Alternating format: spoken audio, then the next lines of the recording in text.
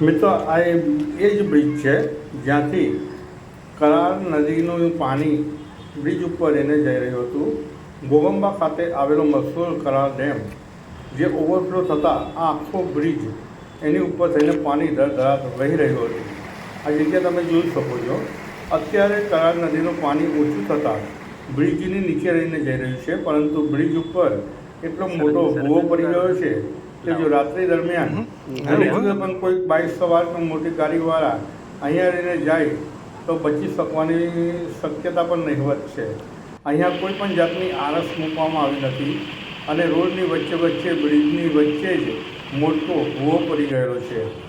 વધારે પડતા વરસાદને કારણે આ વખતે બ્રિજ ઉપરથી સતત 1 મહિનો પાણી શરૂ થયું હતું, જેના કારણે પાણી ઓસરતા આ બ્રિજ ઉપર આટલો મોટો ભૂવો પડી ગયો છે. 2 દિવસ પહેલાં કલેક્ટર દ્વારા પણ જાણ કરવામાં આવી હતી કે આ બ્રિજને પૂરવામાં આવે, આ ભૂવાને પૂરવામાં આવે, પરંતુ હજુ સુધી પણ કોઈ નિકાલ આવ્યો નથી. તો તંત્ર દ્વારા જો વિરાસર આ ભૂવાને પૂરવામાં નહીં આવે તો સૌથી મોટી જાનહાનિ થશે. તો તેના માટે જવાબદાર કઈ તંત્ર હશે, એ જ મોટો પ્રશ્ન છે. રિતિક શાહ સાથે દિવ્ય ભાસ્કર, ગોગંબા.